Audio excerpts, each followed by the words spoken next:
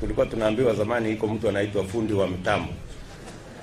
Sijui kama yuko ama ni gani. Haifanyi. Okay. So asante sana. Sijui kama huyo mjamaa anaitwa fundi wa mtambo amekuja.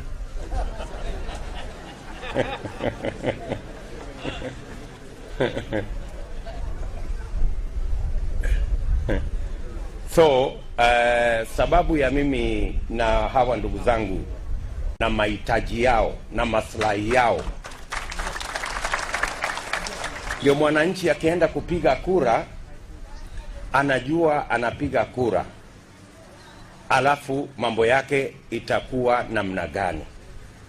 Wewe mwananchi wa Wajir, utakapo kwenda kupiga kura tarehe 9 mwezi wa 8, yule ambaye anasimama governor apate governor, yule ambaye anasimama MP apate MP. Wewe mtu wa Wajir utatoka kwa hiyo debe na nini? Usiende tu kupitisha watu alafu ukuwe stranded. Ama namna gani? Kwani wewe mtu wa Wajir hauna maslahi yako? Si uko na maslahi? Si unataka mambo yako ishughulikiwe? So ndio tunasema hii siasa ya Kenya lazima tubadilishe.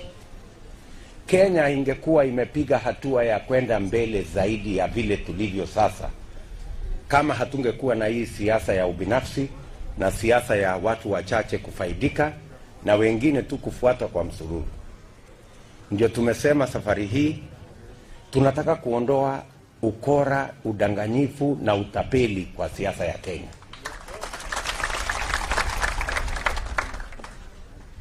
Na mimi niko tayari kwa sababu tunataka tukubaliane na watu wa Wajir.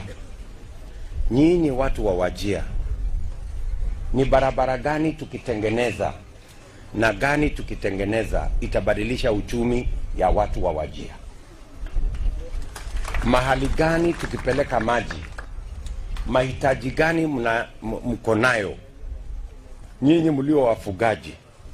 Ni nini mnataka kutufanye kwa ufugaji ili ufugaji iweke pesa kwa mifuko yenu kama wafugaji? Saa zingine tumejenga kama ile abattoir iko hapa, imekuwa kama white elephant. Si namna hiyo? Kwa sababu pengine hatukuulizana vizuri, what do we need to do for the people of this county so that wao waweze kufaidika na yale mambo tunafanya kama viongozi na yale mambo serikali yenu itafanya baada ya uchaguzi tarehe 9 mwezi wa 8. So we want to make it possible that your issues, access to water, is in the ballot.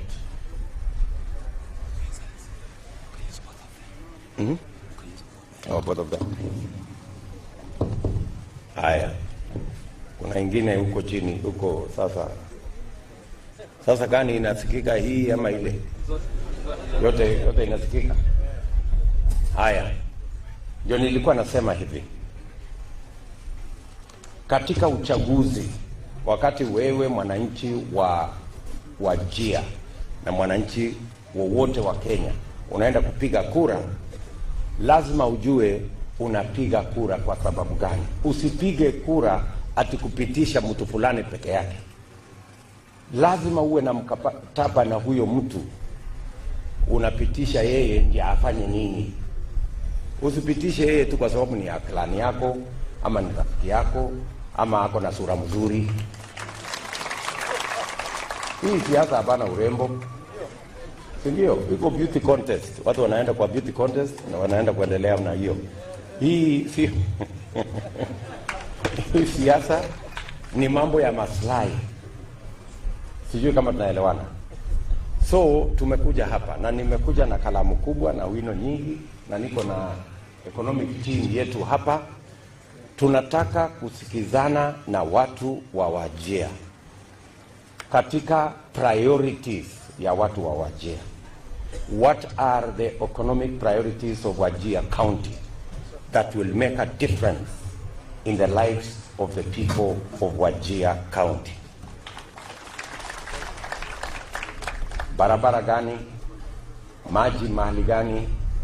Ufugaji mnataka tufanye namna gani? Kilimo mnataka tufanye namna gani? Biashara mnataka tufanye namna gani? Security mnataka tufanye namna gani? Haya ni mambo ambayo ni ya muhimu kwa watu wa kaunti hii, na mimi nataka mjue tuko tayari kuandika mkataba ambayo mimi na viongozi wa Kenya Kwanza tutaweka sahihi kati yetu na watu wa Wajir County, kwamba tukitengeneza serikali mambo ya Wajir ni 1, 2, 3, 4, 5, na baada ya uchaguzi turudi hapa baada ya mwaka moja tukubaliane na tuulizane maswali yale tulikubaliana tarehe ngapi leo? Tarehe 6. Na nitarudi hapa kwa sababu nataka tutengeneze yale mambo tutaongea na nyinyi hapa, tuweke kwa chata, tuweke kwa mkataba, na nitarudi hapa nikuje niweke sahihi hiyo mkataba.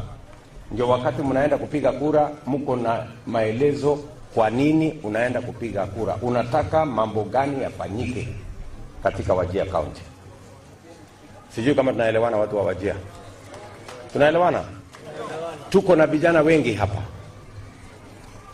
Mipango gani lazima muulize kila kiongozi, mpango gani uko naye ya watoto wa Wajir? Tuko na watoto zaidi ya 15,000 wamemaliza shule, wanahangaika, hawana ajira, hawana mambo hiyo ingine yote. What is the plan? Sijui kama tunaelewana. Si ndio? Kwa sababu nilikuwa nasikia kiongozi moja juzi anatuambia ati shida ya Kenya ni ujinga. Mimi nataka niulize nyote watu wa Wajir hapa, bado kuna mtu mjinga kwa hii Wajir? Hapa kuna wajinga hii Wajir? Alisikia ile mambo ilisemekana 1963, shida ya 1963 ya ignorance. Sasa ndiye anatuambia saa hii hakuna mtu mjinga tena Kenya. Hawa vijana wote wamesoma, kama hawana certificate wako na degree, kama hawana degree wako na diploma. Shida wako naye si ujinga saa hii, shida wako naye saa hii ni ajira na biashara, vile wanaweza kuendesha mambo yao. Tunaelewana? So mimi nataka tukubaliane na nyinyi, kwa sababu nimesema ni lazima tuondoe ukora na utapeli kwa siasa ya Kenya. Mtu asikwambie ati niko na risasi moja, alafu kesho anarudi tena hajakwambia ile risasi moja ilipotea na ulipata wapi hii ingine ambayo unakuja naye sasa. Hiyo ni ukora. So we must be able to ask ourselves difficult questions as the people of Kenya so that we can move forward together. So watu wa Wajir, niliona nianze hivi. Mimi nitaketi chini hapa na niko na time ya kutosha, na nataka niwasikize kwa makini. Mnataka mambo ya Wajir priority number 1, number 2, number 3, number 4, number 5, ile ambayo itaweza kubadilisha mambo ya Wajir, na kwa pamoja tuweze kutembea katika safari ya kubadilisha Wajir na kubadilisha Kenya. So tumekubaliana, sivyo? Bas, karibuni kwa hii mazungumzo, na mimi nitaketi hapa niwasikize, na niko na watu wengi wa kunisaidia kusikiza.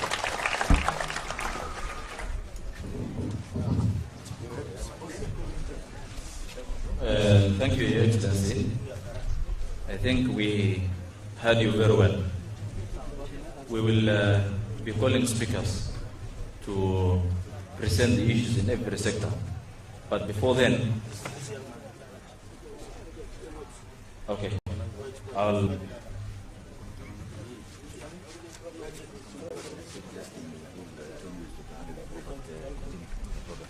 Thank you, Excellency. Sasa tutaenda moja kwa moja kwa wenye wataongea. Tutaanza na livestock. Nur Abdi Kel. And these emaciated animals are fattened. And we establish also the disease-free zones in our region. That will help improve the international and regional markets. That is one other issue. Hiyo ni jambo moja ambalo ningependa tukubaliane ya kwamba kuwa na feedlot ikiwa na kilo 100 ama 200 unaweza kuweka kwa feedlot miezi 3 miezi 4 inakuwa kilo 400 500 ile ng'ombe ambayo pengine umeuza na kilo iko chini. So wewe kwa mafikiria yako feedlot ni jambo la kibiashara, kama wangejipanga kama cooperative ili waweze kufaidika na ile uwezo wa watu wengi kushughulika na mambo ya kuwa na feedlot. Unaweza kutumia irrigation kuongeza chakula ambayo inaweza kutumika katika hiyo feedlot. Maoni yako ni gani? Na mimi nataka tena kuzungumzia jambo la mwisho, jambo la animal offtake. Do you think it is something that works? Because that's what government has been trying. Ama unaona kuna maoni tofauti? The issue of during the droughts. Wakati wa ukame, serikali huleta project mashru. Unaitwa nini kwa Kiswahili? Miradi za dharura, emergency interventions wakati wa drought. Sasa wafugaji wanauza kwa bei ya chini, lakini ingekuwa mzuri wafugaji watengenezewe mahali wanaweza lisha mifugo yao kama feedlot, watengeneze feeds, alafu wa improve, wafundishwe vile kutengeneza animal feeds with special formula. Ndio sasa mifugo badala ya kufa wakati ukame ama kuuza bei chini, wanazalisha kidogo. Ni mzuri kuwa na quality than quantity, high quality than quantity. For example, mtu akiwa na ngombe 100 na bei yake anauza wakati ukame 1500 for example, na akiwa na 10 auze 2020.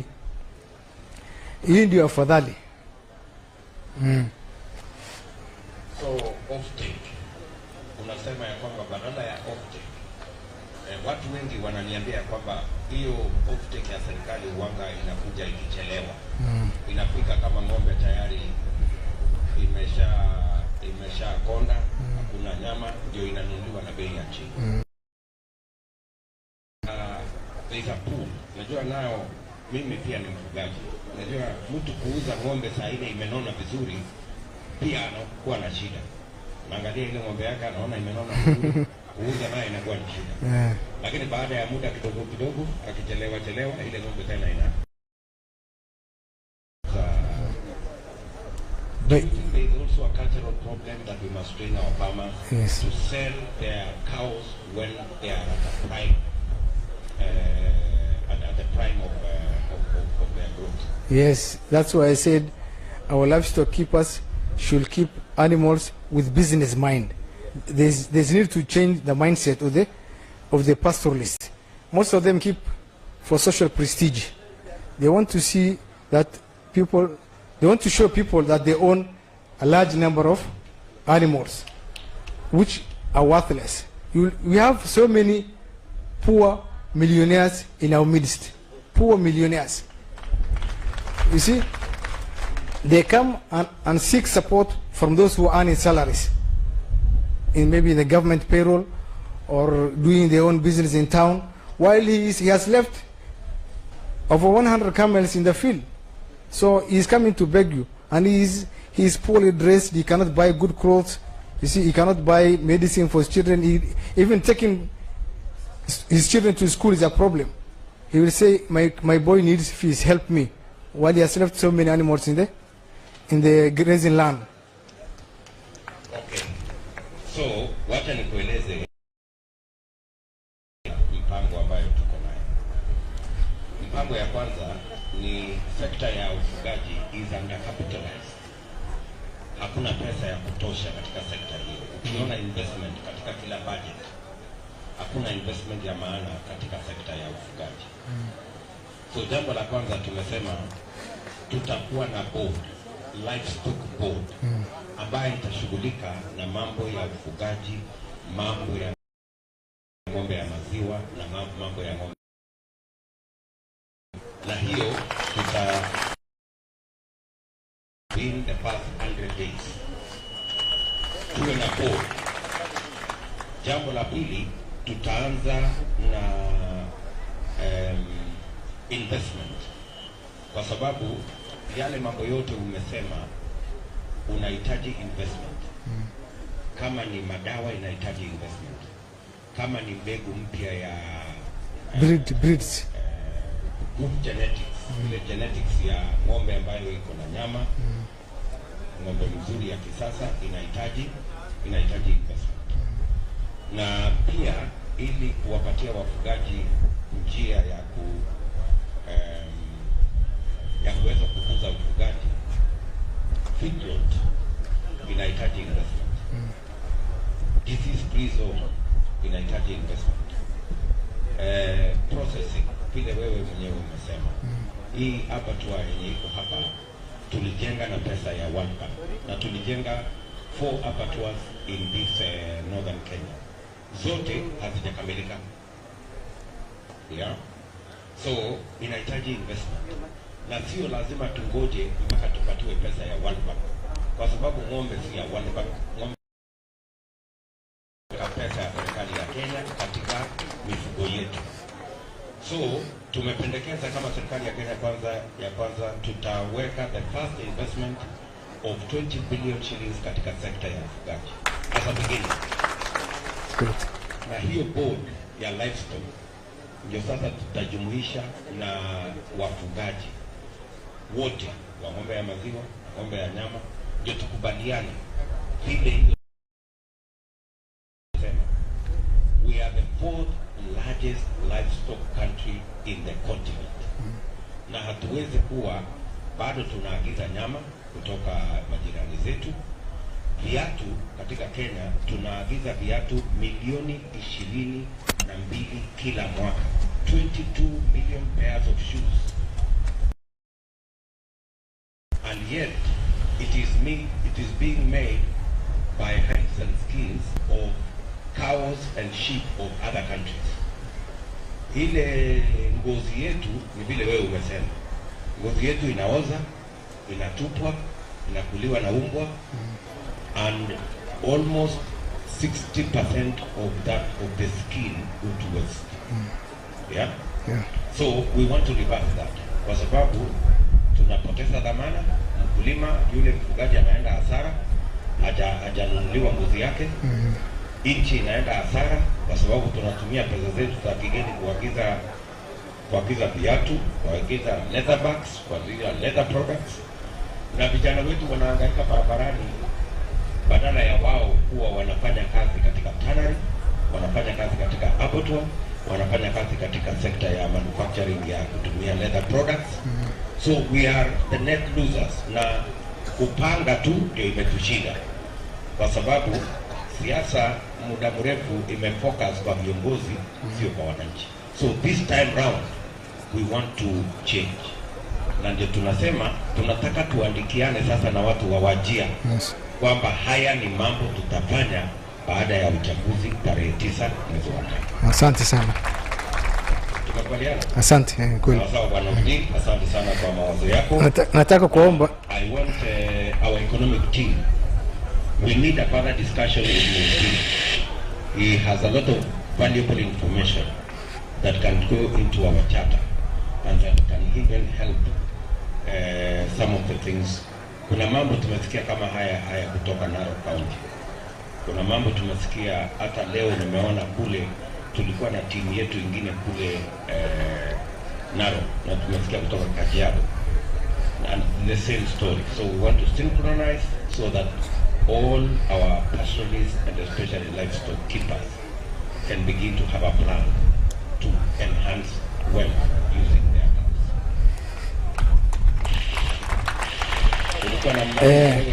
cows. Umeongea sana kuhusu ng'ombe. Nataka ukumbuke ngamia also. Ngamia.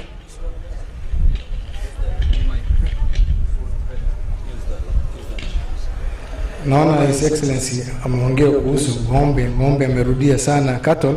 Ngamia lakini hapa iko mingi sana ujue. Ngamia na mbuzi na sasa ingine nataka ukishika usukani wa urais, jeshi warudi kwa barracks, KMC iwe ya wananchi. Jeshi warudi kwa barracks. Yes. Na KMC itakuwa watakuja kutusaidia kujiunga boda huko kwa Boy. Yes. Ndio biashara hiyo. Asante sana.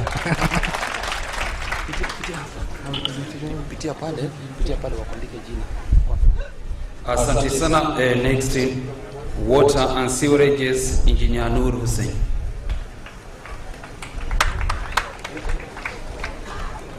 Alafu utaongelea hapa kwa sababu hii mic inapeana wafidi kwa nini. Okay.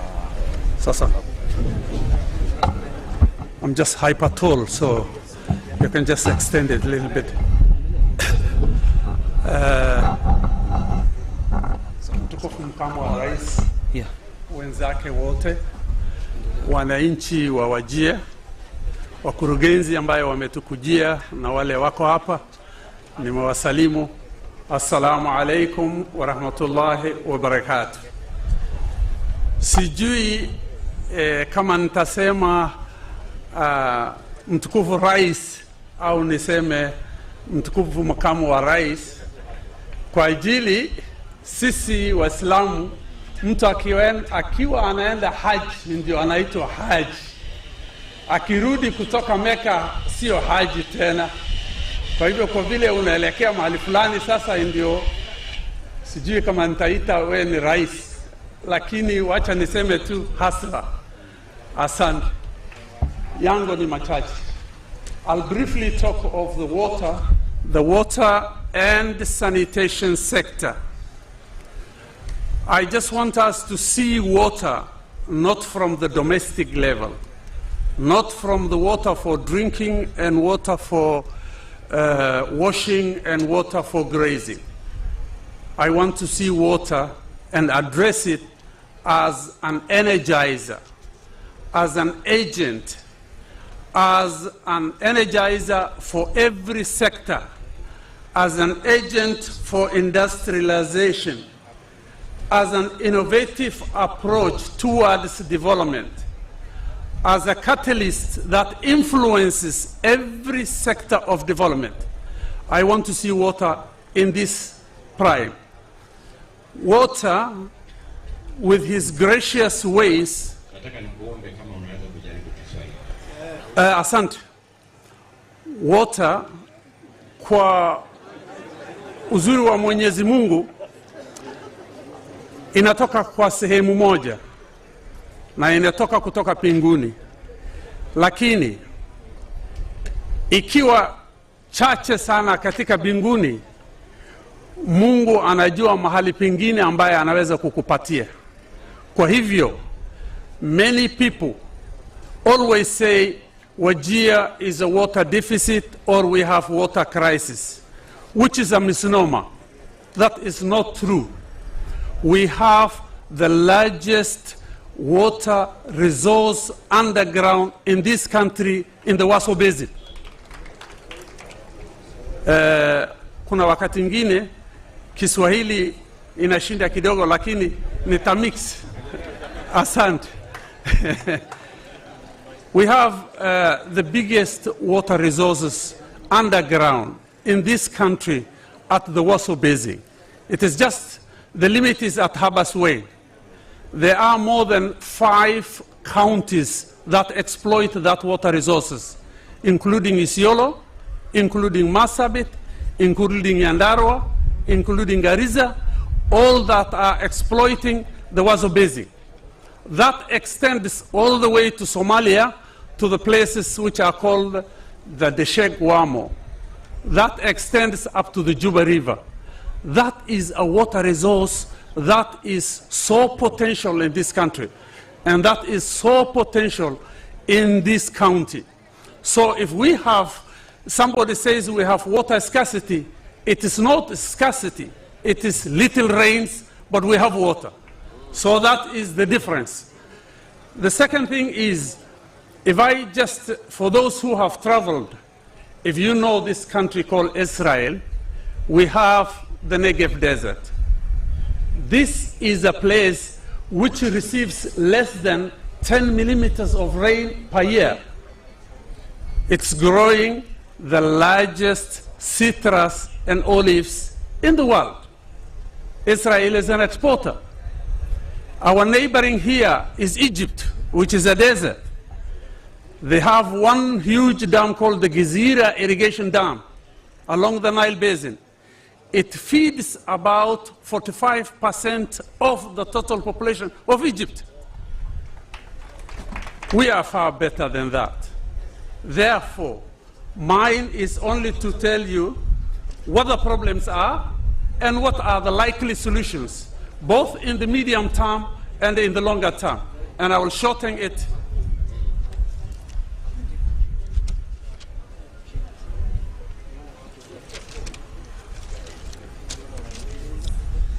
The first is, the major problem is we have untapped groundwater resources potential that is huge, that is unexploited, and that is like a sitting basin, which is just within this county.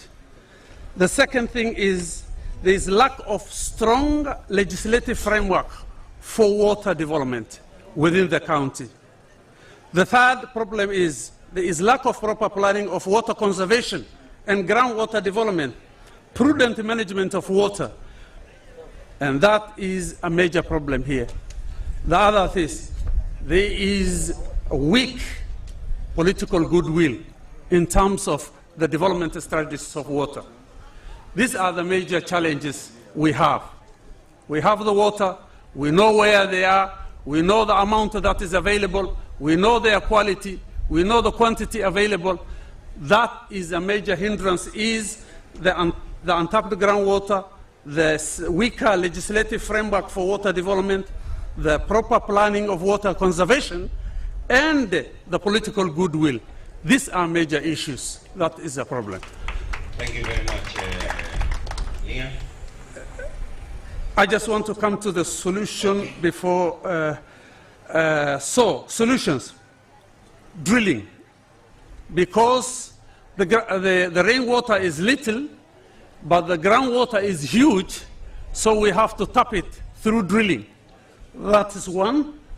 Spacing of boreholes.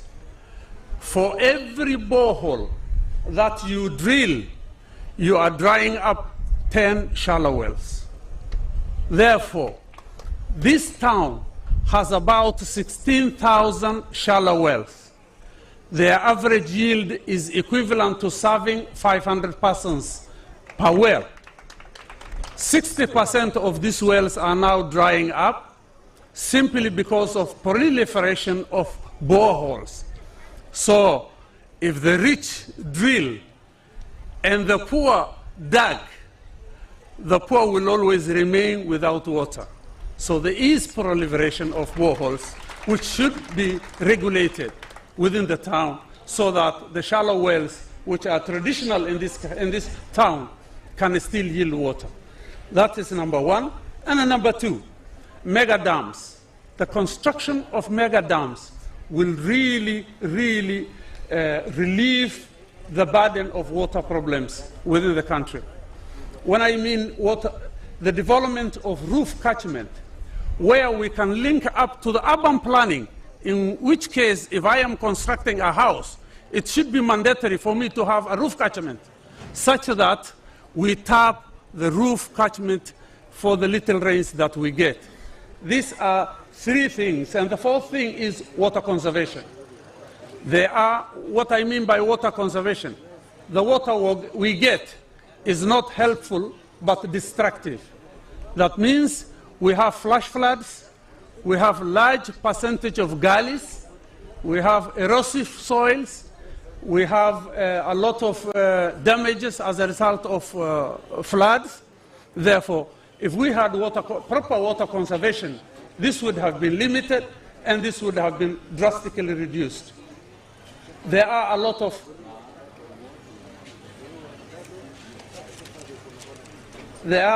technologies, there are a lot of innovations, there are a lot of simple technologies that can be done to manage what comes from the sky and to tap what comes from what is under the ground. So these things can easily be done. We need that goodwill, we need that legislative framework, we need that proper planning for us to be able to harness. Lastly, I will only talk of one or two issues about sanitation. I just leave water at that level. There's a lot to discuss. We have a lot of documents we have written, which can be available to the team. For the sanitation, we have two levels here. Management of solid waste is one factor. Management of fecal waste is the other sector. These two combined is sewerage. So there is extremely very weak management of solid waste, both organic and inorganic waste, that could easily be recirculated, that could easily be recirculated. For the sewage, for the fecal waste management, big issues that is concerning the dumping of site, which has been a major issue here. There are a lot of innovations which has been done in this country. There are companies which are doing low-cost sanitation systems, which are upgraded form of the bucket system that we have. In Naivasha, in Malindi and Magarini, in Kisumu, we have companies that are doing low-cost sanitation systems that are much better than the bucket latrine systems that we have. We should engage this kind of technologies as an interim stopgap measure before a full-fledged sanitation systems or sewerage systems can be developed. I think with that, I'm being told time is over. I will wait one or two questions if there is any. Otherwise, we will present the documentations for you, Your Excellency. Thank you. Noor. Yes, sir. Kwanza nataka nikubaliana na wewe kwamba maji sio ile inatoka kwa mvua peke yake. Kuna vile Mungu anapanga mambo kwamba mnaweza kuwa hamna mvua ya kutosha, lakini mmewekewa maji underground.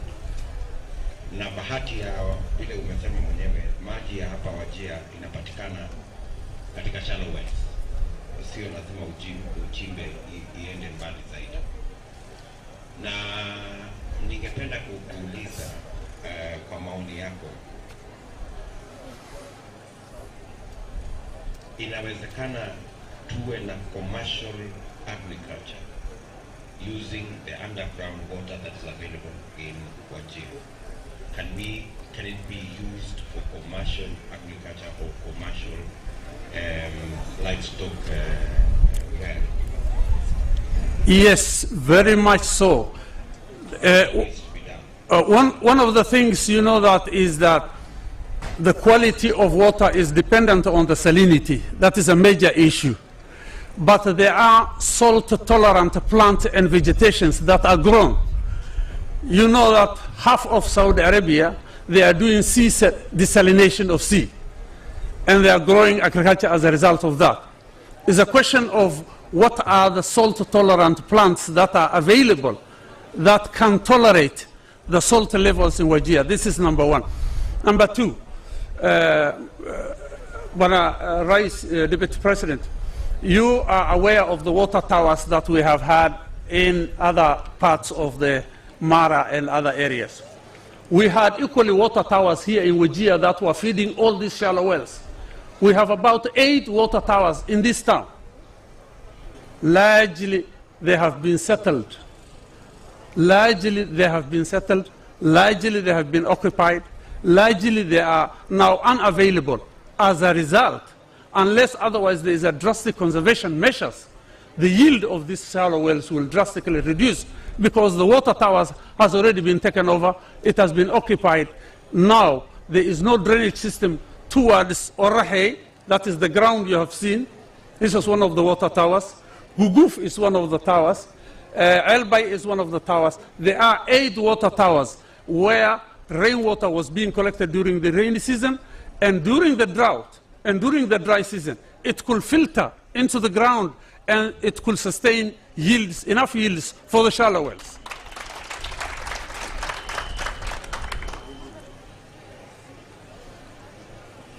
Okay.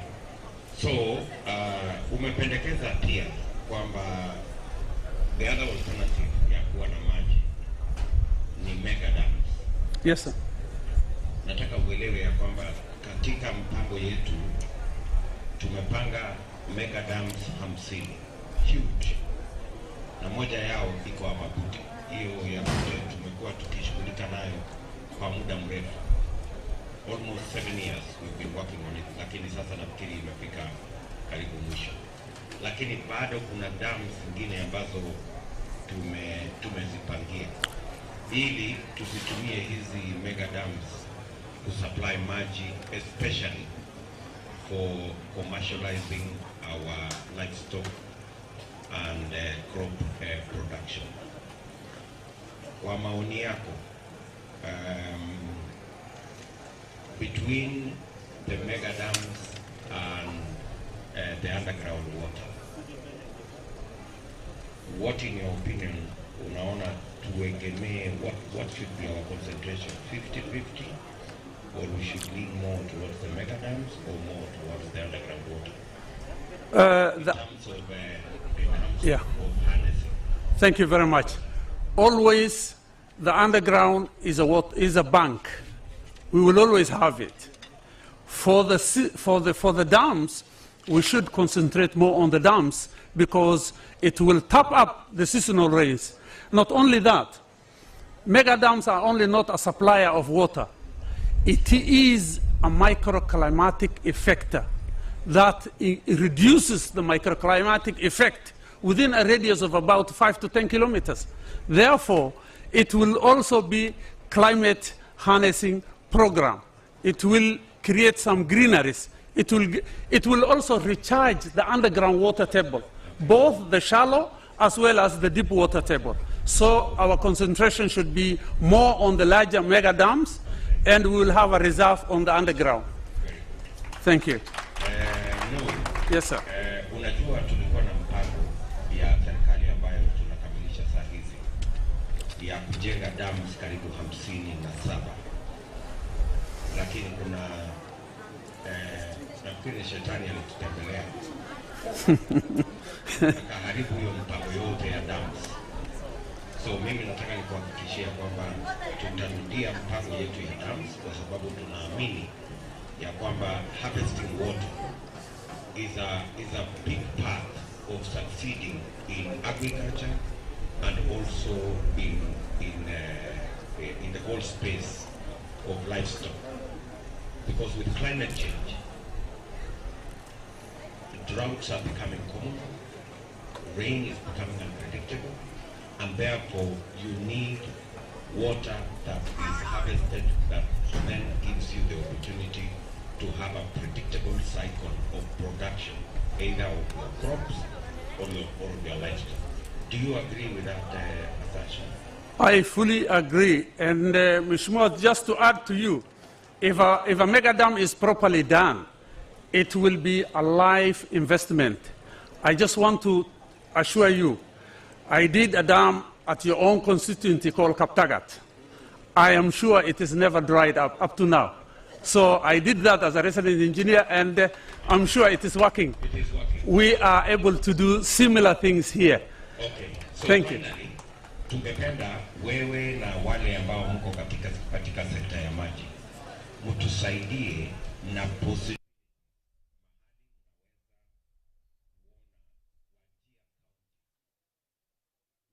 gani mnataka tuweke investment ya dam, mega dams. It might not necessarily be in Wajir, but even if it is outside Wajir, but has the potential of serving Wajir. Like for example, we were having a discussion with the people of Garissa, and we believe the High Grand Falls Dam, which will be somewhere in Meru, will actually serve Wajir more than Meru. So tunataka mtusaidie katika ile chata yetu. Tunataka kuandikiana na watu wa hapa. Tunataka mtu andikie potential ya underground water, what we should invest, na ya mega dams ambazo mnaona pia katika mambo ya ufugaji na mambo ya kilimo katika Wajir County. Asante sana waziri. Mnaweza kutusaidia na hiyo information? We will. What I want to assure you is we owe these people, we have been educated on their taxes payers. We want to give back. Yes. It is our obligation to give back. It's not a request. So all available information, hydrogeological studies, soil mappings, everything will be available at request and upon call. And we are ready to do that. Thank you. Na ningependa kwa kumalizia kuwaambia watu wa Wajir County, wakati tulinegotiate hii mpango ya World Bank ambayo ilikuwa na mambo ya barabara, ilikuwa na mambo ya stima, kulikuwa na sekta ya maji. Hapa Wajir tulikuwa tumepangia bilioni 5 na kule Garissa shilingi bilioni 5. Hiyo bilioni 5 ya hapa Wajir bado iko katika is still available from the World Bank. Tulipata tu matatizo na operation ya serikali ya county hii. Nataka niwaulize wale wote ambao wanatafuta kiti ya governor, tafadhali, tuko na pesa ya World Bank na hapa tuko na matatizo ya maji. What is standing between the World Bank money and access to water for the Wajir people is a government that works. So mtajipanga hapo katikati. Na nyinyi ndio mtaamua. Thank you very much. Sawa sawa. Asante sana. We will decide, and we will decide in the right way. Thank you. Thank you. Next is Halima Hakie for agriculture.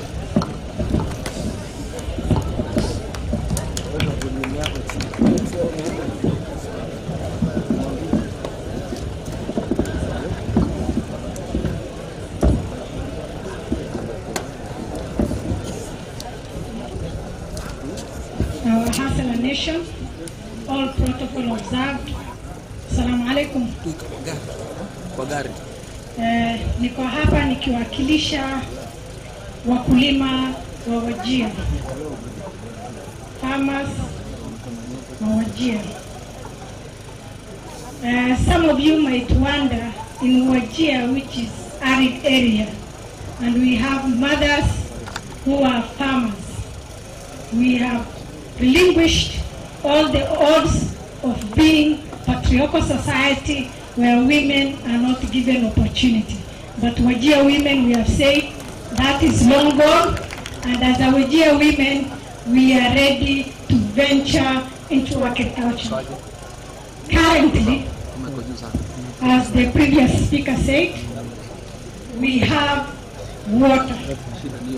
But our biggest challenge as farmers is how we can draw that water underground and use on our farms. Si tuko na mashamba mengi, tuko na mashamba, lakini shida yetu ni maji, mheshimiwa.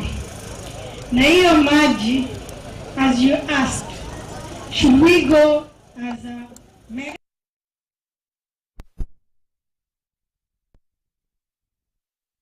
due to the climate change, The underground water is not enough.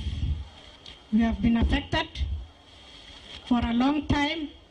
Our shallow wells, those who can remember very well, in the year 1997, the El Nino, we were drawing our water from the shallow wells using the cup you are drinking with that year. It used to be very near that you don't need any technology to draw your water from that shallow well.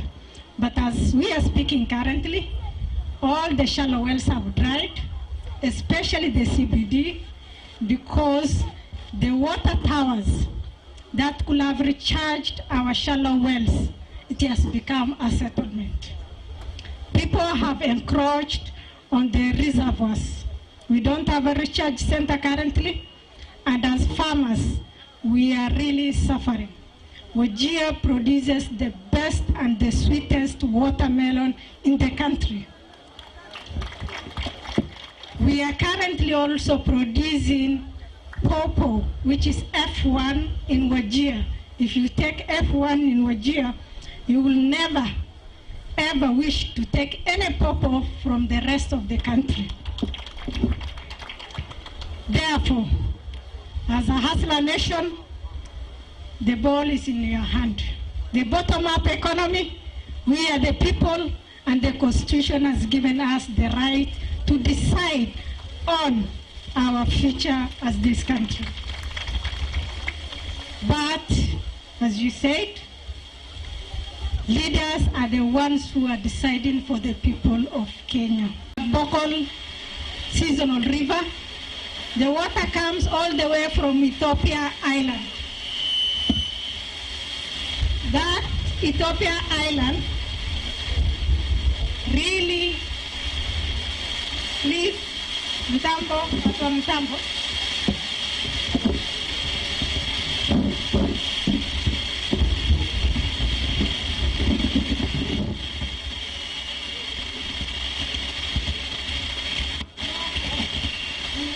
A big mega dam in Bokol so that water should not go into waste. Just a few months ago, we have lost a 19-year-old boy without water. He was drowned and he died. Therefore, as a country, we have the land. Wajir is sitting on 56,000 kilometers square. We don't have challenge of land. We are ready as Wajir farmers to invest and be the food basket for this country. The other challenge is we need experts to come and do an experiment on our soil. We don't know which is the best crop to plant. Our soil is fertile. We don't know which part of the county is fertile. So we need the technology and know-how of people who can come and test our soil first. The other thing is the market. Wajir farmers have no market. We have been exporting our watermelon to Somalia. You can just imagine. What if we have a ready market in Kenya whereby all the watermelon is taken into one factory or one market? So if you can open for us a market for our produce, we really appreciate. We want Wajir to beat Kitale. We are ready. We are very ready to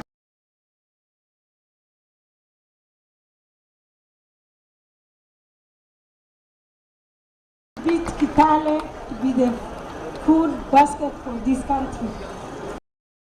We have Habasweine water aquifer. Habasweine, we have very big land. If you look at that land, it is just telling you that this land is for rice farming. But for us, the Wajir people, we don't have that power to invest, to get rice farming in Habasweine. Therefore, upon Hustler Nation. If God wishes, you become the next 5th president of this Republic of Kenya. You give us your support as farmers so that Wajir becomes the 3rd exporting of agricultural produce rather than as a country. The other thing is, as a farmers, we cannot afford the pesticides and all the farm inputs.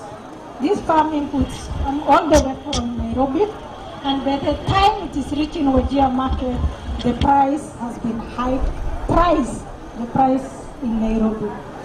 Therefore, wamama kama hustlers, they cannot afford to buy those farm inputs. Or if you can give us a subsidy as your government to we farmers in Wajir, so that for us we have that opportunity to get all the necessity required in Wajir. The other thing, policy. I remember very well, you were once the Minister for Agriculture, and now being the 5th president, if God wishes, inshallah, we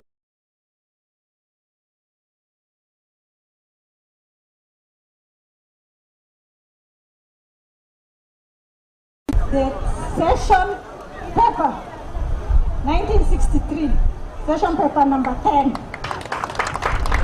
That is what is haunting the people of northern Kenya, who said that northern Kenya, we cannot produce anything.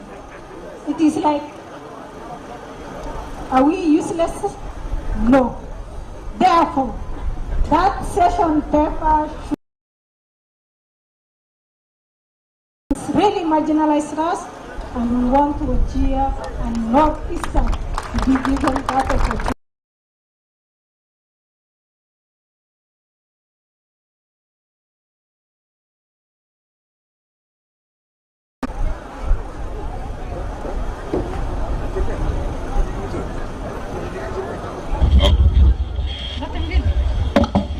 Thank you very much. Welcome.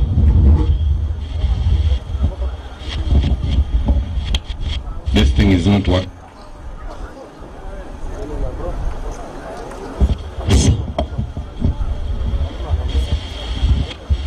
Okay.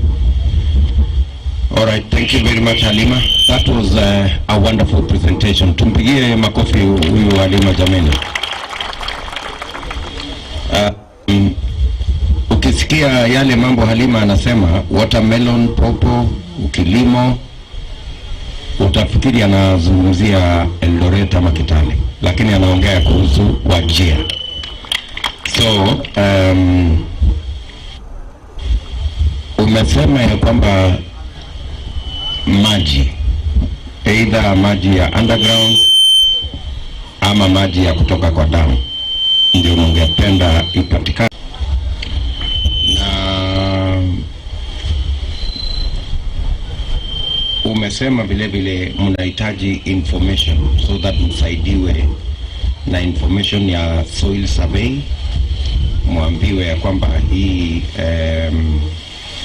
mchanga ya sehemu hii iko na rutuba kiasi fulani, na ningekuwa vizuri mpande mimea aina fulani fulani.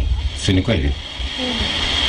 So kwa maoni yako, kwa sababu hata mimi nimeenda, wakati nilikuwa waziri wa kilimo, nilienda pale hapa Sweden na tulianza program ya irrigation pale hapa Sweden, lakini naamini ya kwamba haijaenda mbali vile tulikuwa tumeipangia, na inahitaji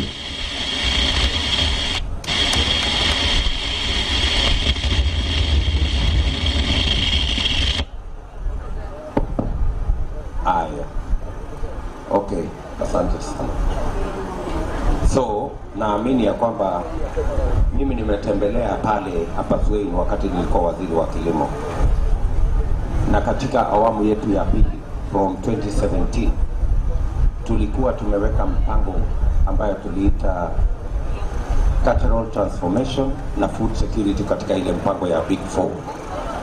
lakini Big Four ilikuja ikasambaratika hapo katikati kwa sababu ya yale mambo wote tunaelewa. So unapendekeza kwa sababu one of the big programs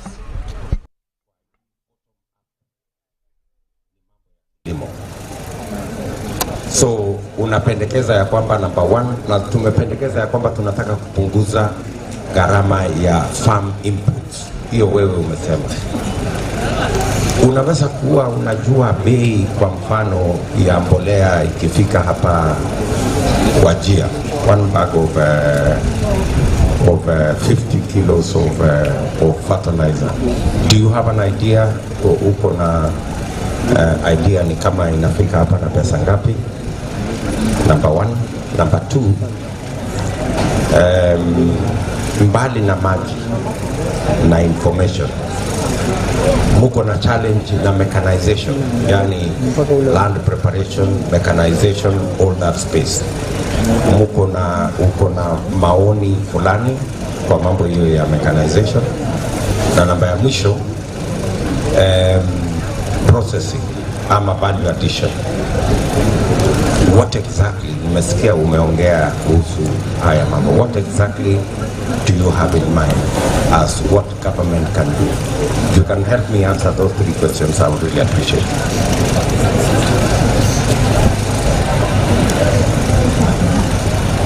So one, nikianza na farm inputs, fertilizer. First, we cannot even buy a whole sack which is 50 kg, to say the fact. So we usually buy in kilos. A farmer will go today, buy 10 kg of fertilizer at a cost of each 1 kg of a fertilizer in Wajir is going for 200 shilling. Now multiply 200 times 50 kg, sometimes we cannot even afford. The other thing, most of us, we are pastoralists, and agriculture is something which is new and we are trying to venture in so that we save our society from bringing goods, especially the greens from Meru. And if we produce, because currently Wajir is producing the highest number of greens within now, the market, we have it, because we have already closed the goods that were coming from Meru, that is vegetables. That is a step ahead. So if these fertilizers are cheap, I'm sure we will be able to buy in small quantity because most of the farmers cannot afford. The other thing is storage. For us, Somalis, we are living in a traditional hut called a room. Building a modern store, it is not in our dictionary for farm inputs. Therefore, we fear sometimes you might buy fertilizers due to the heat. How we store is also another issue, so we don't like now buying in large quantities so that it might go into waste. The other thing on what I know, Habaswene will have a pilot project by the national government, though according to you might not be doing well, but for us as the community in Wajir, we feel it is doing very well. Because produce we are getting from Habaswene could sustain Habaswene town. Habaswene people are not going to buy tomatoes from Meru, they have stopped it. They are no longer buying vegetables from Meru, they have stopped it. Therefore, what we are requesting currently is to do a large-scale farming and irrigation for the people of Wajir and entirely northern Kenya. It is possible because Kenya, we have policymakers, we have people who are techno-how when it comes to agriculture.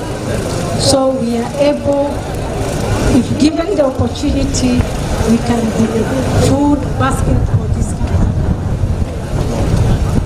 Thank you. Maybe the third question,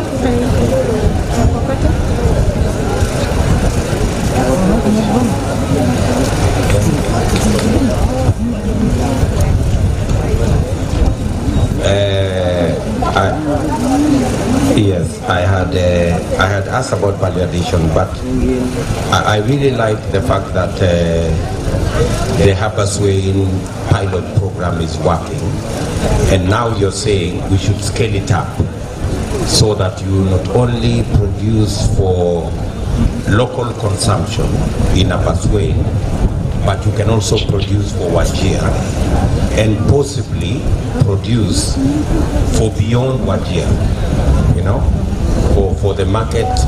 You should be able to give competition to Meru. You should be able to export some of your products to Meru. Maybe that's what needs to happen. And then I just wanted to ask about value addition here. Thank you. If I begin with value addition, one, we want watermelon value addition. The number of watermelon produced in Wajir cannot be consumed entirely.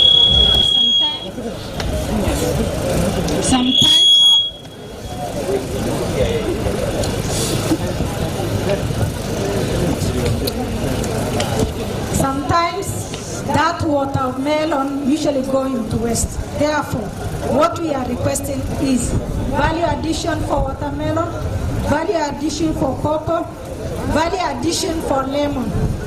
Currently, we are producing highest number of cocoa and watermelon. The other thing is scaling up, yes, and if we are ready as farmers, Wajir farmers, to venture into a large economic or business as agriculture. Currently what we are doing is a small scale farming and horticulture. Therefore, if given the opportunity, we are very ready as farmers. If given all the necessity, if given all that is needed. About mechanization, yes, currently we are facing some challenges because we don't have even tractor for tilling our land. We are using manpower. Just imagine tilling a 5 or 4 acre land within 2 days. Using human beings, sometimes in our local language, we call haba, whereby you just break small beds, then you pay 100 shillings per day for someone to tilt for you. You see, now that is also another cost. So if you have all the mechanization, if we have tractors that till our land, we'll be very ready to be the food basket of this country. Thank you. Toka pale nyuma pia tunyamaze kidogo. Asante sana Halima. Ningependa ujue ya kwamba na wewe na wakulima wenzako. Number 1, tuko na program ya kupunguza. Nimefanya hesabu kulingana na ile bei umesema munalipia shilingi 10,000 kwa bag moja ya 50 kilos. Hiyo shilingi 10,000 tutaipunguza mpaka ikuje shilingi 2,500. Hiyo ndio program yetu kama serikali ya Kenya Kwanza. Number 2, ile kutengeneza shamba zenu kutumia mikono kidogo hamwezi kucommercialize. So tuko na mpango ya agricultural mechanization katika taifa letu la Kenya. Only 40% of our agriculture is mechanized, and that is why what contributes to low productivity. So tutashirikiana na nyinyi tuone vile between you and the county government tunaweza kuwasaidia matrakta ya kuweza kutengeneza mashamba yenu. Number 3, umesikia kwamba tuko na mpango ya dams nyingi katika taifa letu la Kenya. Mpango yetu ni kujenga dams 50 ikiwemo yenu ya Bute. Tunataka hiyo ya Bute na zingine ambayo tumekubaliana na ndugu zetu hapa watatuambia ni mahali gani, strategic locations for dams that can help in agricultural productivity in this county. Alafu jambo la 4 ni mambo ya value addition na agro processing. Katika mpango yetu tuko na pesa bilioni 100 ya agro processing na value addition, kwa sababu tunataka pia kuzalisha nafasi ya ajira kwa vijana wa Wajir. Kwa hivyo tutashirikiana pamoja na nyinyi wakati tunafanya value addition ya mambo ya ngozi, pia tutafanya mambo ya value addition kwa mambo ya mimea, ndio muweze kupata pesa nyingi na tuongezee dhamana ile value addition, ndio muweze kupata pesa zaidi. Asanteni sana. Thank you very much Halima for your presentation and your team.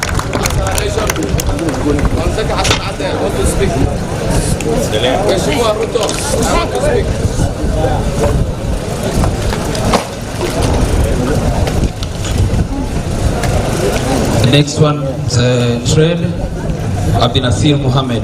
Mbona niko na shida na hii sana. Unaipata vipi?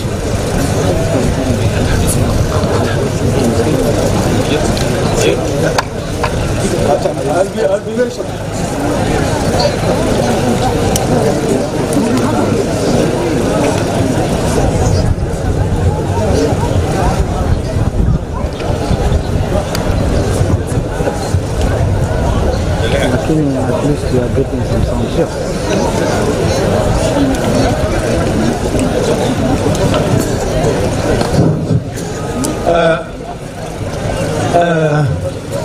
Let me say hello to our next president, the 5th president of the Republic of Kenya, Mheshimiwa William Samoei Arap Ruto. Before I start my contribution, it has never happened. I want we to honor for the first time, instead of somebody coming here to tell us kitendawili, we are getting somebody who is telling us, what do you need? What do you know? No, it is not, this is unprecedented.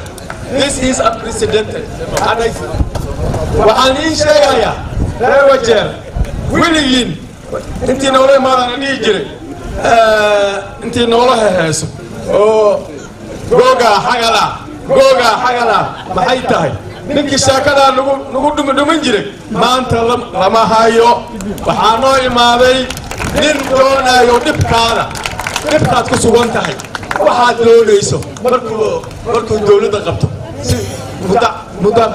muda boqol cashaa dhibaatadiini inuu asagoo ilaahay kaashanayo inuu wax nala qabto dadkaan ma isku mid ba watu wako sawa kitendawili ama economic forum.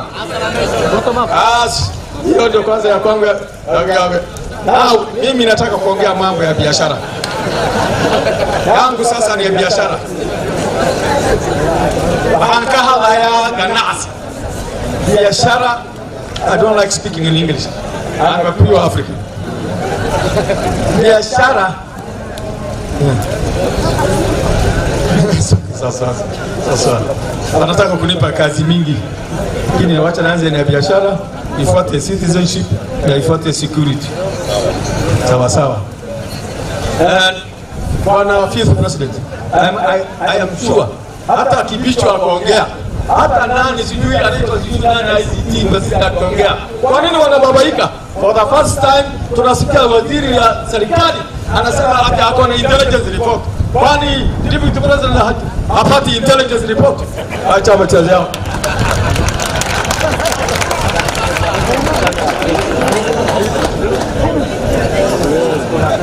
Hiyo ni by the way. Kwa sababu tumeshangaa wamebabaika. We have seen katika TV kila mahali hii mtu wetu ya mabadiliko anaungwa na watu zaidi, alafu wanashindwa. Uhuru anaenda nyumbani. Uhuru is going home. So there is no, huyu kitendawili anadanganywa. Tuendelee kidogo. Sasa Wacha niongee mambo ya biashara. Hata wazee watu wameamuka, mlikuwa mnalala, waamke. Hii maneno ya Kiingereza ndio imekuwa mrefu sana. Hatuko kwa darasa ya shule ya secondary hapa. Sasa Bwana Rais, and I'm sure you will be the president. And I will address you as the president. Bwana Rais, biashara katika eneo la Northeastern iko na potential kubwa sana. Wafanya biashara hapa wengi ni wale wadogo. Focus, micro, small, MSMEs. Na kwa hakika katika manifesto yako tuliona bottom up nika muhuri officer wahba weydinayo gabdhaha suuqa fadhiyo dadka ordaayo amalka ordaayo kanatada la ordaayo dadkaasaan wax weydin dadka ayaan wax weydin maneno ya kusema ati mami ya kupanga kwa boardroom tunakaa kwa mauti who are they tunapongeza Bwana Ruto amekuja hata usiku hapa kuongelesha sisi vile sisi tunataka biashara. Sasa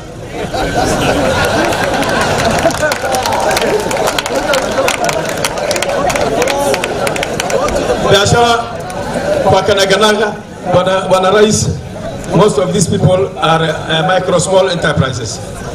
Katika Wajir Kenya mwaka 10 iliyopita wakati wa national government, when there was no county government, kulikuwa na loan nyingine ilikuwa inaitwa District Trade Joint Loan Board. District Trade kutoka Ministry of Finance. Walikuwa wanatuma 4 million peke yake. Sasa hiyo 4 million ilikuwa na riba ya 5%. Kwa sababu wametoroka yote. Wale walifaidika kwa hiyo loan ya kina mama Wajiru walitoka kule. Ndio wameanza kujenga. Ile kitu tunataka ni halal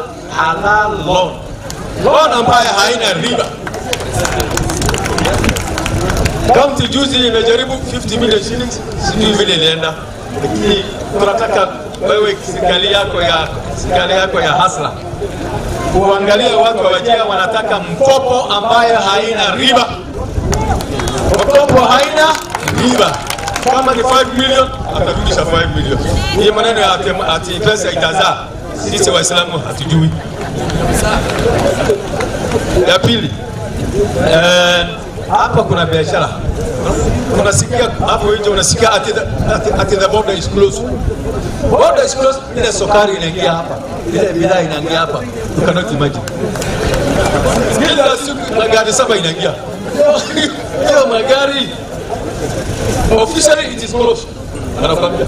Lakini serikali inapotesha kwa sababu hakuna custom points katika border points ya diff ya border points ya hapo control karibu na barabara. Anasema border is closed na magari usiku na mchana inaingia. Tunataka bwana rais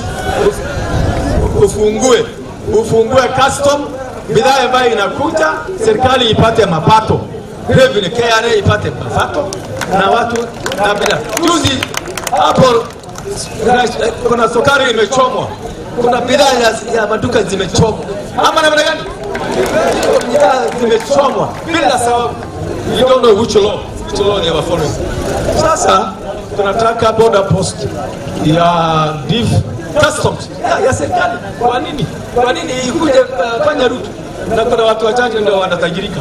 You don't want that. Hiyo ndio corruption. Hiyo corruption isimamishe. Biashara pia hapa Wajir tuko na ardhi ya kutosha. We have a lot of land. Kwetu ardhi iko kubwa sana na hakuna mwenyewe. Tunaweza we can give you 100,000 hectares. Acha hii maneno wanasema ati cost ati wewe unachukua 2,000 hectares. We have got 500,000 hectares, 1 million hectares, but we are missing investors. Bwana Rais, tafuta sisi Waarabu wale wa Dubai kuja kuinvest hapa. Kwa biashara nafikiri ni hayo. Sitaki kuongea zaidi. Nataka kuongea juu ya citizenship. Citizenship. We have got informal and formal businesses. informal business, wale watu ambao hawana ID card wanafanya biashara yao wakijificha ficha, because ID card imekuwa shida. Vijana wanaambia watu ati wewe ukifika 30 years kwani ulikuwa umejificha wapi mpaka upite vetting, mpaka chief wa committee upite vetting. Mtu pengine alikuwa anachunga ngamia, hajawahi kukuja kwa town, amekuwa 30 years, 2 years, alafu anaambia mpaka ulete sijui certificate ya nyanya yako ya baba yako, mambo ambayo sisi hatuelewi. Hiyo ndio sasa inaharibu hata biashara. Passport imekuwa another problem. Wiko brokers Nairobi wamekaa brokers ambaye wewe unapeana brokers, huwezi kupeleka kwa ofisi, iko broker hapo nje kwa hoteli, yeye ndo anachukua karatasi yako. Na sasa hapo you have to go away with 50,000 shillings. Nani hapo na hivi vijana walimaliza shule, wengine wanatafuta kazi nje, watapata namna gani? Hiyo shida. Garissa kulikuwa na passport office na inaenda vizuri, sasa wakarudisha sijui walirudisha namna gani.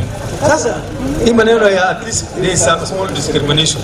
Hii watu sisi we are Kenyans na hata we occupy almost a quarter of the country's landmass.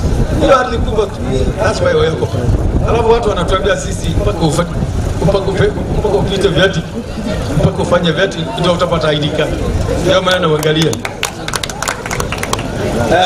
Alafu cross border biashara yetu sana tunategemea bidhaa ambaye ziko bei chini zinatoka Somalia. Kuna vitu sisi, ingawa miraa imesimamishwa kwa jinsi ya Irona between huwa ndugu, lakini kuna vitu mingi tunaweza peleka Somalia wanaweza kuleta vitu vingi kwetu. That confidence. I would like you to bring back that cordial relationship between Somalia and Kenya. Yes, bring that cordial.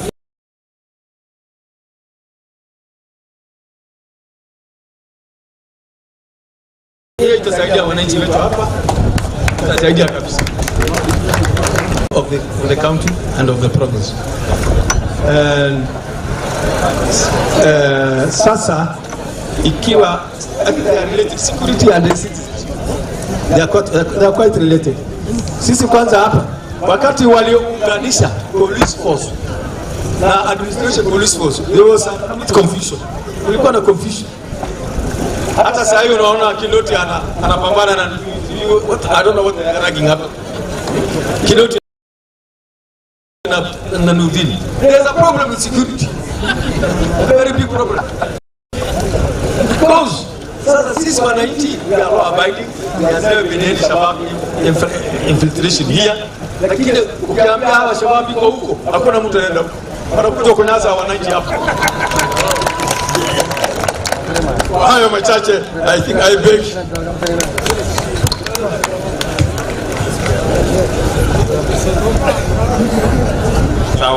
Sawa Bwana Abdurrahman. Kwanza nakubaliana na wewe ya kwamba wafanyabiashara wengi wako kategori hiyo umesema ya micro, small and medium enterprise. Na just to give you a bit of statistics, hawa wafanyabiashara wa micro and small ni karibu milioni 15 Kenya, wakiwemo watu wa hapa Wajir. Na tumesema kama serikali ya Kenya that going into the future, hawa wafanyabiashara ukiona mapato yao ni kama shilingi 200, on a good day anapata shilingi 400 kwa siku moja, na tunaweza kuwasaidia kuimprove hiyo income yao kutoka shilingi 200 mpaka shilingi 1000 just by sorting out 3 things. Number 1, kusort out credit. Number 2, kusort out mahali wanafanya hiyo biashara iwe in a decent place. Kama ni soko ijengwe yenye iko na maji, iko na vyoo, iko na taa, mahali pazuri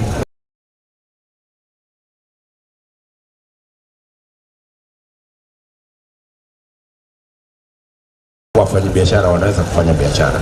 Na hiyo ndio tumekubaliana ya kwamba serikali za county zitatupatia ardhi na serikali ya kitaifa itajenga soko in every market in Kenya so that with all our business people wanaweza kufanya biashara mahali pazuri. Jambo la pili, tumesema ya kwamba we must sort out credit. Umesikia tumetangaza ya kwamba tutaweka hazina maalum ya bilioni 50. Ya, na hiyo ukifanya kwa ile hesabu hapa Wajir kila mwaka mtakuwa na shilingi bilioni 1 ya kupatia wafanyabiashara au mama mboga, bodaboda, nini au watu wote wa kubeba mali huko kwa kufanya biashara hiyo, na hiyo pesa itakuwa ni mkopo na haitakuwa na interest yoyote. Tunaelewana? Itakuwa karibu halal. Sijui halal ndio hiyo ama gani? Halal ndio hiyo. Bila riba. So nataka wafanye biashara hapa Wajir waanze kujipanga, kwa sababu kawaida ukienda kwa bank unauliza security, unauliza logbook, unauliza title deed. Watu wengi hawana hizo logbook na title deed. Ili kukwepa hiyo mambo, tunataka wafanye biashara wa hapa wajipange kwa sako na kwa cooperative, ndio hiyo loan ikuwe rahisi kwao. They don't need any security so long as you are a member of a SACCO or you are a member of a cooperative. You can access that loan because you will have some people to guarantee that you will get that money. Tunaelewana? Abdurrahman? Bwana Ayub? Aya. Kwa mambo ya boda, mimi nakubaliana na wewe ya kwamba hakuna sababu yeyote kufunga boda. Kwa sababu kufunga boda sio ya kwamba bidhaa haiwezi kupita, ni kujidanganya. So ni vizuri tufungue boda kule Diff, tufungue boda kule Konto, na kama ni wahalifu tupambane na wahalifu, lakini biashara iendelee na wananchi waendelee. Si ni kweli? Yes. Kazi ya serikali ni kuzuia wahalifu. Kazi ya serikali ni kuokota ushuru kwa wale wanafanya biashara. Kwa hivyo tuchukue ushuru kwa wale wanafanya biashara, wahalifu tupambane na hawa. Si namna hiyo? Lakini kufunga boda has no meaning. Absolutely. Na hiyo mambo ya kuchoma mali ya wananchi, hiyo itakoma. Yes. Hiyo mambo ya kuchoma mali ya wananchi ni ujinga, ni upuzi mkubwa sana. Mwisho, mimi nataka nikuambie kwamba mambo ya betting, hakuna uraia mara mbili. Either wewe ni raia wa Kenya ama wewe si raia wa Kenya, na hakuna raia ya kiwango, ati kuna second grade na kuna first class citizen. We are either a citizen or not. And if you are a citizen, you must be treated equally like every other citizen. So hiyo maneno nataka ni kuhakikishie. Alafu ya mwisho, mimi najua tuko na shida ya extrajudicial killing. Mimi nataka niwaambie kwamba katiba ya Kenya ambayo inalinda haki ya kila mtu, hakuna sehemu yoyote kwenye katiba inayosema mwananchi wa Kenya anaweza kuuawa na mtu yeyote, hata serikali ya Kenya. Kila mtu lazima apitishwe kwa judicial system. Kama kuna mtu anashukiwa kwa jambo moja ama lingine, apelekwe kotini mpaka itambulike ya kwamba yeye ni mhalifu na achukuliwe hatia ya kisheria. Lakini mambo ya kusema kijana fulani alipotea, mama fulani alipotea, mzee fulani alipotea namna gani? Yeah, that must stop, and I want to commit that will stop, because that is unconstitutional. Hakuna mahali kwenye katiba ambayo inasema kuna ruhusa ya mtu yeyote maisha yake kutolewa bila ya kupelekwa mbele ya mahakama. So nafikiri tumekubaliana haya mambo, bwana Abdurrahman.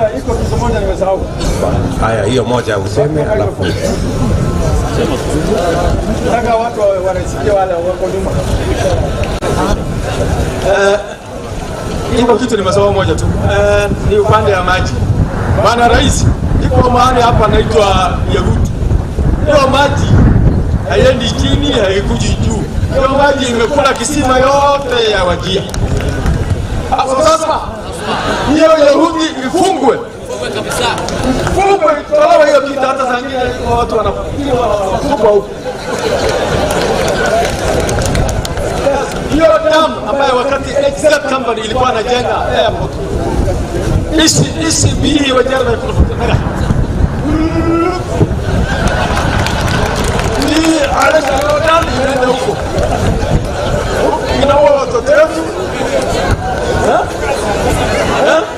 Kisima maji ya kisima shallow wells yote Wajir ili huko. Na kuna expert ya maji alisema hiyo maji ya Wajir inakusha kwa sababu ya hiyo Ruto.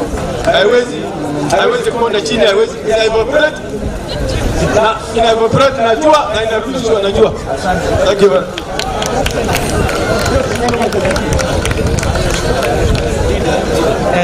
Mr. President, sir, I want to add what the Mzee has left behind. You can imagine of this region, entire Wajir County, if you have to apply for a birth certificate, you have only 2 sub-counties that's offering. That is Sabaswene and Wajir East, which is the headquarters of this county. And partially Wajir West, which has started. Someone in Bute, border Kenya and Ethiopia, has to travel to Wajir East, a distance of 200 kilometers to access birth certificate. We are asking, under the mercy of the government that may come, inshallah, we want this thing to be decentralized so that it goes to every village of this country, inshallah. The second thing we are asking, Northeastern is no longer a pastoral zone. We are getting educated. And imagine of this county, someone has to travel from Mandera to access the basic education of the university to go to Nairobi, which is an expensive city in this country. We are asking the government of Kenya, when you were in the Ministry of Education, Kenyans were waiting 2 years to join the university. Under your leadership, you have done correction so that every Kenyan can join university immediately. So we are asking to have public university that is operational in this region, that is fully fledged. Hii mambo ya kusema branch small, tumeumia ya kutoshea. Under the 50 years of this independence, we want that thing to come into conclusion, please. Please. The other thing we want is issue of ID card. Under ID card, recently my brothers have finished high school. Just to join and look opportunity in the big city, I was told to bring my parents who are in the bush. They have to travel to come here so that they can support kuwekea vidole watoto wao. They have birth certificate, they have primary living certificate, they have primary documents, they have secondary. When will we stop that harassment of this region? We trust you because your leadership is supported by this soldier number 1. This is Adam Barre Doale. As long as he's here, we'll be with you, inshallah. So what we are asking you, kindly, this thing can just be done within 20 days of your leadership. Kindly, we wanted this to be done so that next generation leadership is felt for the future of this country and cohesion of integration of this country. The other thing we want to ask you is the border. We have a vast land with Somalia. Security is everywhere. Insecurity is everywhere. You know, even the America with the sophisticated weapons are facing insecurity. We are not in control of what happens tomorrow, but we can decide on the procedures to protect. We are asking mandatory government to place. I think that thing Uhuru had said in Orai, that he will operationalize the border custom in his first term. That has never come into being. We are asking you, this should not also go to the lie of the dictionary of leaders of Kenya. We want that thing to be operationalized. Please, thank you so much. Welcome to Wajir. Tuko na maziwa ya ngamia na nyama ya ngamia ya kutosha. Thank you so much. Thank you very much. He's one of the gate crushers, but thank you for your point. Actually, we had somebody for education. Ona meongea yeye. So we'll call the people living with disability, Abdi Farah Omar.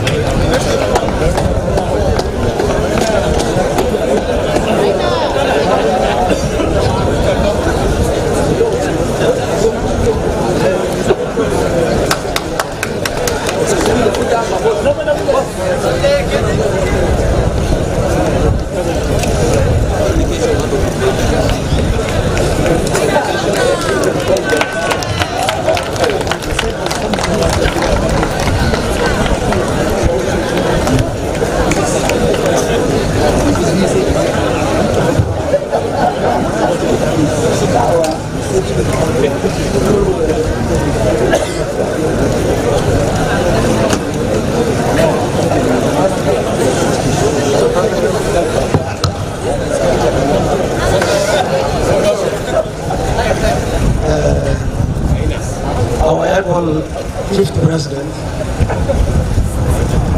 ladies and gentlemen, aspirant and the candidate, wananchi kwa jumla, assalamu alaikum. Kwa majina mimi naitwa Abdi Farah, lakini aka Maina ni most wacha niwarudishe nyuma kidogo, kwa nini nimeona watu wamekaa sana, ya kwamba ulikuwako na nyoka, a snake and a squirrel. They came together whereby they said we want to marry one another. Then the snake said, the squirrel said, can I marry you, snake? Then the snake said, when it comes to snake, the squirrel comes to snake, now it's clear. When I'm saying that, I'm narrowing the point too, that our able, the fifth president of Kenya, have slept here for 2 days. Maybe the first one and the second one, of which is tonight. We are very much grateful.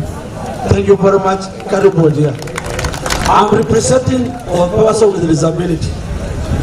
Our Excellency, sisi kama walemavu wa Wajir tuko na shida kubwa sana, na tukisema tutasema shida yetu hapa saa hizi hatuwezi kumaliza mpaka kesho, lakini I will be very much summarized about the issue. Sisi kama walemavu tuko na mapendekezo katika serikali ambayo inakuja hivi sasa katika serikali hapa. Maoni yetu sisi ni moja, tunahitaji kukuwa na rehabilitation center for persons with disability in entire Wajir County, ambaye mahali tukihitaji, kwa mfano kwa hii chuma Bwana Rais, inatubidi sisi tuende mpaka Nairobi. Hivi sasa napoongea na wewe, mimi niko na shida hiyo machuma, na kama nataka hizo repair lazima niende mpaka Nairobi ABDK. Hiyo facilitation ya kuwa na hiyo workshops ndio tulingehitaji tupate hiyo huduma tukiwa hapa Wajir. Ya pili, tuko na mentally handicapped schools. Maybe tuko naye katika hapa Wajir facility, tuko naye, lakini hizo classes ni kidogo sana, na hasa sisi watu wetu wa Somali, wale watu wa disability huwa at least wana discriminate. When I'm saying that's not all close, but it's almost 20% of our people discriminate persons with disability. Kwa mfano nikisema, ukikuwa mlemavu, mimi niko na hakika kwamba kati ya watu wa Wajir kuna wengine hata wanavita watoto hao hivi sasa tunapoongea, na sisi tunajua mmoja kwa mmoja. So tunataka kutoa discrimination for persons with disability, mainstreaming PWD. Ya tatu tungependekeza kama sisi watu wa disability ya kwamba tukuwe na mfano kama ile ya National Transport Disabled in Kenya. Tuko na nyumba kubwa sana ambaye inakuwa rented, na hiyo rented inakuwa bulk na inakuja kusaidia walemavu katika income generating activities in terms of program of promoting persons with disability. So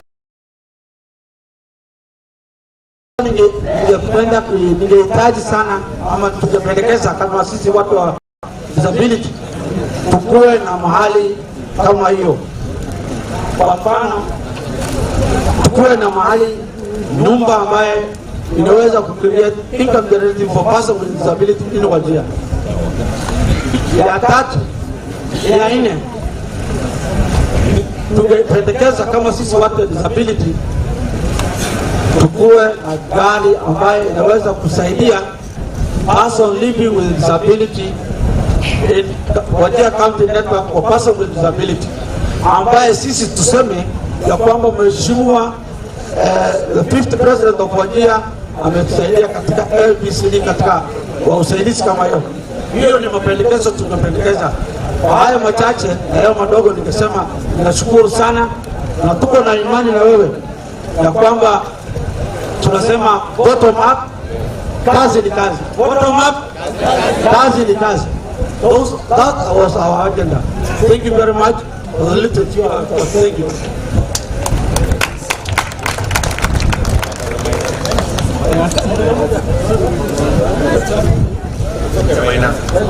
Nafikiri umeelezea vizuri mambo ya watu wa people living with disability. Ile kitu ningetaka tu niongezee kwa yale mambo umesema. Tunajua ya kwamba wazee, watu walemavu na mayatima tuko nao katika ile program ya cash transfer, na mara nyingi hiyo cash transfer inachelewa miezi miwili, miezi tatu, miezi 4. Sisi tumesema going forward, pesa ambayo inalipwa kwa watu wenye wanaishi na ulemavu, wazee pamoja na mayatima, italipwa kila mwezi kabla mishahara ya wafanyikazi wa serikali haijalipwa. Kwa sababu kama kuna watu wanahitaji hiyo pesa hata kama ni kidogo, ni hawa watu wanyonge ambao wanaishi katika hali hiyo ya disability ama mayatima ama wazee wetu wa Kongo. So that's the policy change that we are going to make. Alafu yale mambo mengine umeyapendekeza hapa ni mambo pia tumeyasikia kutoka ndugu zetu wanaoishi na ulemavu katika sehemu zingine za Kenya. Otherwise, Bwana Maina, thank you very much.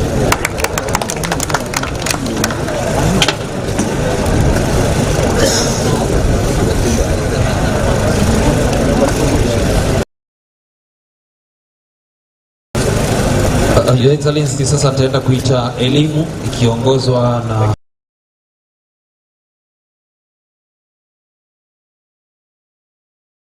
mwalimu leader, vile vile tukienda kurikogona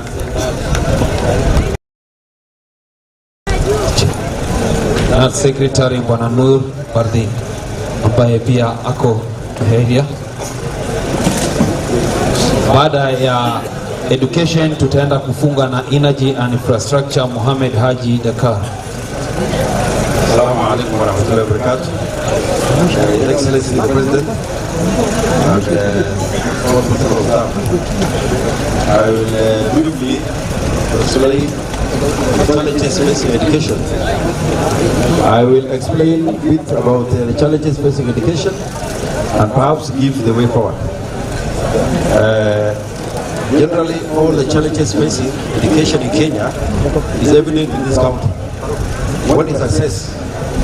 Access to education in this county is affected by poverty, security, limited capacity, and also the lifestyle of the community living, that is nomadism.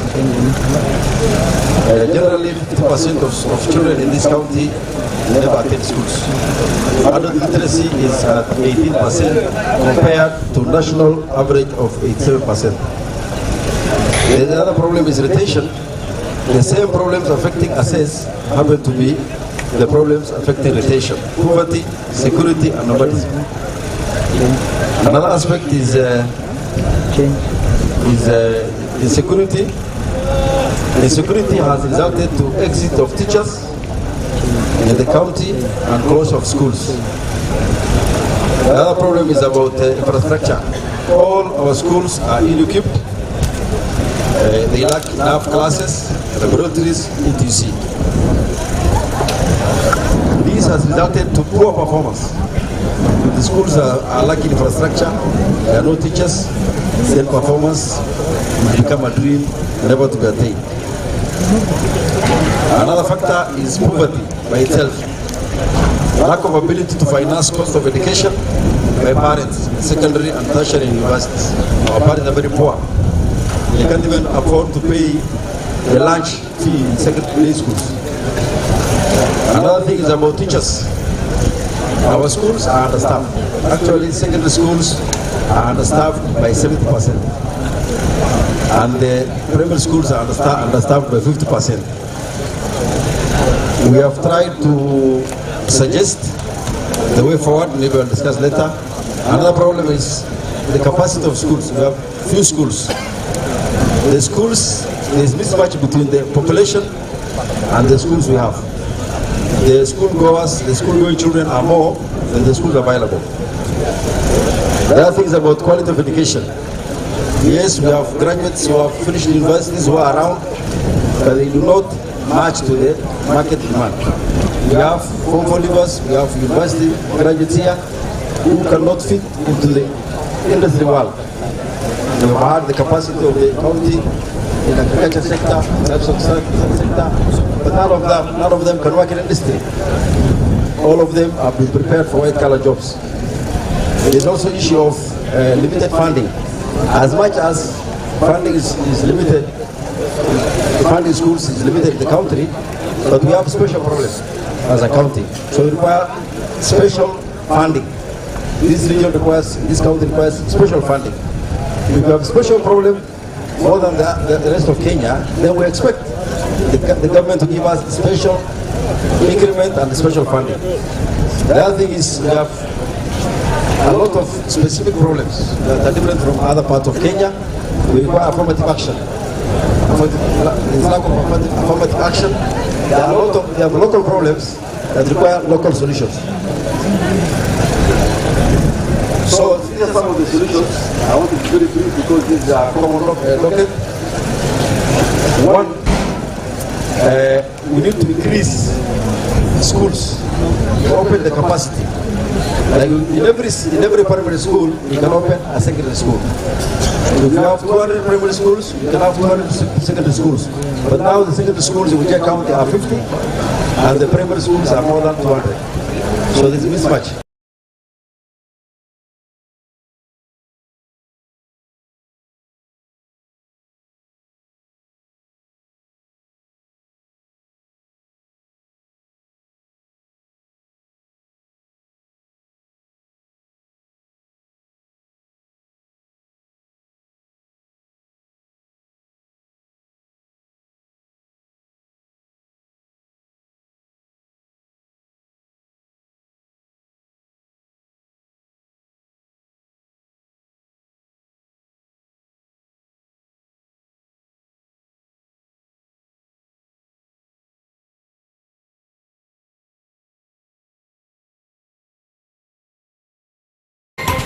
And welcome back to Jeff